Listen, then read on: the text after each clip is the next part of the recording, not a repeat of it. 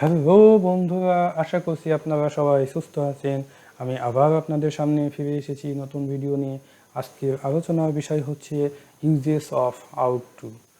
কোনো কাজ করা বেশি উচিত অথবা নৈতিক কর্তব্য, এরকম অর্থে সব পার্সনের সাথে আউট টু বসে। পিতামাতাদেরকে সম্মান বা মেনে চলা, পিতামাতাদের মেনে চলা উচিত। You ought to obey your parents, তোমার পিতামাতাদেরকে মেনে চলা উচিত। এমনি সাধারণ কোনো উচিত, যেমন ইউ শুড ডিড ওয়ার্ক, তোমার কাজটি করা উচিত। You should read the book, তোমার বইটি পড়া উচিত, না? এরকম ধরে নেন যে you should go to Dhaka, তোমার ঢাকা যাওয়া উচিত। You should write the letter, তোমার পত্রটি লেখা উচিত। এরকম সাধারণ যেসব উচিত আছে সেগুলোর সাথে প্রধানত শুড বসানো হয়। তবে অনেক ব্যাকরণ বিশারদ এবং অনেকেই মনে করেন যে আউট টুও বসানো যায়।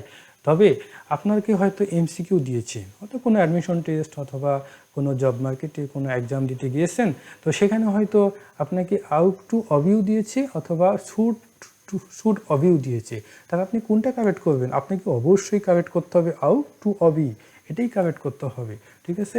আর এই জন্যই আমি আউট টু আলাদাভাবে আলোচনা করছি, তো আপনারা মনোযোগ সহকারে দেখবেন। তো you ought to obey your parents, পিতামাতাদেরকে তোমার মেনে চলা উচিত, এটা বেশি উচিত, তাই না? অর্থাৎ কর্তব্য, নৈতিক কর্তব্য, মানতে হবে পিতামাতাদেরকে। হ্যাঁ, তারপর হচ্ছে যখন আমি এই বাক্যকে, অ্যাফার্মেটিভ বাক্যকে আমি ইন্টারোগেটিভ করতে যাব, তখন আউট প্রথমে নিয়ে আসতে হবে you two obey your parents, পিতামাতাদেরকে কি তোমার মেনে চলা উচিত, পিতামাতাদেরকে কি তোমার মেনে চলা উচিত। তো এখানে টু নিয়ে এসেছি। যখন প্রশ্নবোধক বাক্যে রূপান্তর করা হয় তখন প্রধানত শুধু আউট নিয়ে আসলে হয়, টু না দিলেও হয়। তবে আপনারা যদি মনে করেন দিব তো দিতে পারেন, কোনো সমস্যা নাই। আর যদি দিতেই চান তাহলে সাবজেক্টের পরে টু আপনাকে ইউজ করতে হবে। Negative sentence, you ought not to be of your parents, হ্যাঁ, পিতামাতাদেরকে তোমার মেনে চলা উচিত নয়, ঠিক আছে? তো এখানে নেগেটিভ এই জন্য এটা করা হয়েছে, তার মানে আপনি ধরে নিয়েন না যে পিতামাতাদেরকে মেনে চলতে হবে না, ওকে? নেগেটিভ করা হয়েছে এই জন্যই। তো ইন্টারোগেটিভ নেগেটিভ যখন আমি করতে যাব তখন কি প্রথমে আউট, তারপর সাবজেক্ট প্লাস নট, তারপর টু অবি ইউর প্যারেন্ট, অর্থাৎ ought you not to be obey your parent, পিতামাতাদেরকে কি তোমার মেনে চলা উচিত নয়, অর্থাৎ প্রশ্নবোধক নাবোধক দুটাই বোঝানো হয়েছে। বড়দের তোমার সম্মান করা উচিত, তবে you ought to respect elders, বড়দেরকে তোমার সম্মান করা উচিত। ট্রাফিক নিয়ম কানুন তোমার মেনে চলা উচিত। এখন রাষ্ট্রের নিয়ম কানুন, তাই না? রাষ্ট্রে একটা নিয়ম কানুন করে দিয়েছে রাষ্ট্র, এখন সেই নিয়ম কানুন তো আপনার তো মেনে চলতে হবে, বাধ্য, আপনি মানতে বাধ্য, তাই না? তো এই ধরনের যখন বোঝানো হয় সেটি হবে, সেটির ক্ষেত্রে প্রধানত আউট টু বসবে। যেমন ওকে, যেমন she ought to follow traffic rules, মানে তার ট্রাফিক্স নিয়মকানুন মেনে চলা উচিত। You ought to avoid by the law of Bangladesh, তোমার বাংলাদেশের নিয়মকানুন বা আইন মেনে চলা উচিত।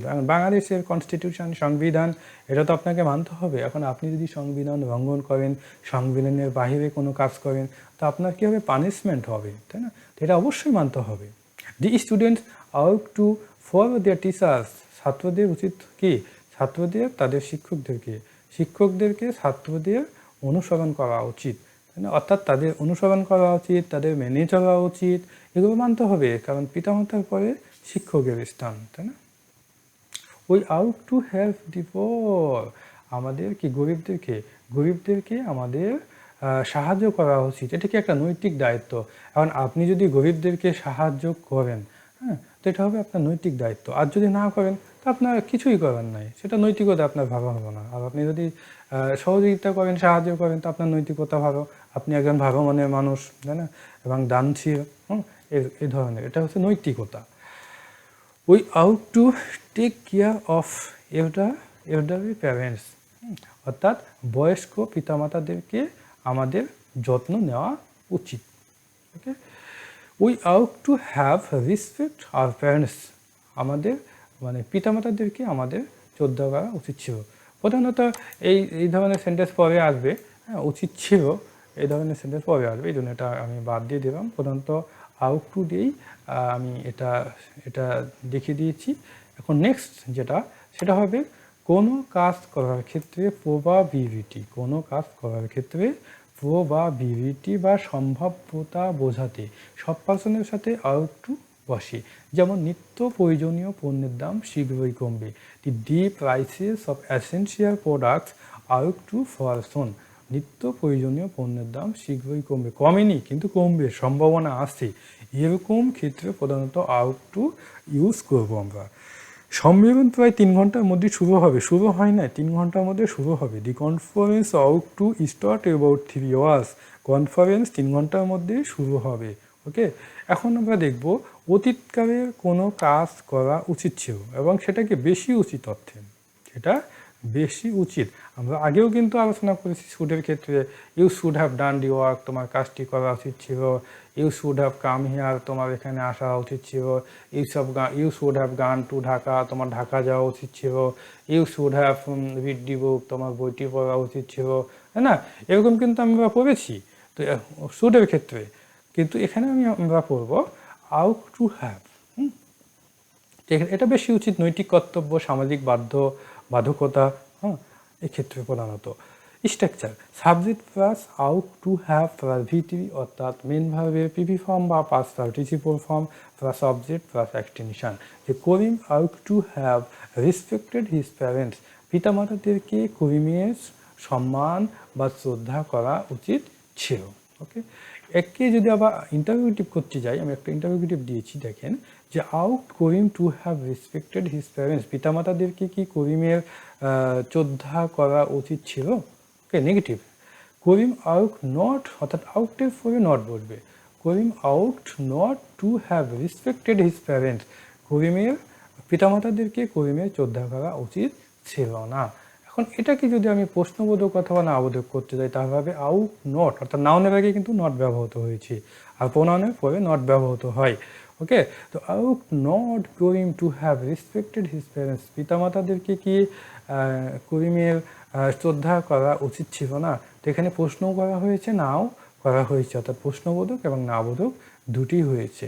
You ought to have obeyed your parents, পিতামাতাদেরকে তোমার মেনে চলা উচিত ছিল। You ought to have respected elders, বড়দেরকে তোমার মেনে চলা, সম্মান করা উচিত ছিল। She ought to have follow traffic rules, তার ট্রাফিক নিয়মকানুনগুলো মানা উচিত ছিল, মান্য করা উচিত ছিল, অনুসরণ করা উচিত ছিল, তাই না? She ought to have followed traffic rules, তার ট্রাফিক নিয়মকানুনগুলো অনুসরণ করা উচিত ছিল। You ought to have avoided by the law of Bangladesh, তোমার বাংলাদেশের আইন মান্য করা উচিত ছিল। The student ought to have followed their teacher, শিক্ষককে বা শিক্ষকদের কী করা উচিত? ছাত্রদের অনুসরণ করা উচিত। এখানে টিচার্স দিতে হবে, টিচার্স দিয়ে দিলাম। হ্যাঁ, তো we ought to have help the poor, গরিবদেরকে আমাদের সাহায্য করা উচিত ছিল। We ought to have taken care of elderly parents, বয়স্ক পিতামাতাদেরকে আমাদের যত্ন নেওয়া উচিত ছিল। We ought to have respected our parents, আমাদের পিতামাতাদেরকে আমাদের সম্মান করা উচিত ছিল। এরকম অসংখ্য অনেক উদাহরণ দেওয়া হয়েছে আপনাদের বোঝার সুবিধার্থে, যেন আপনাদের বুঝতে সমস্যা না হয়। হ্যাঁ, তো আমি আশা করছি আপনাদের বোঝাতে সক্ষম হয়েছি।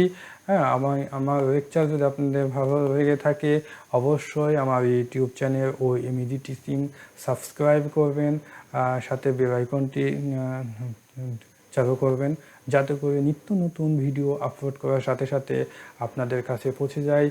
আর যদি কোনো সমস্যা থাকে আমাকে কমেন্টের মাধ্যমে জানাবেন। আজকে এ পর্যন্তই। আল্লাহ হাফেজ, বেস্ট অফ লাক।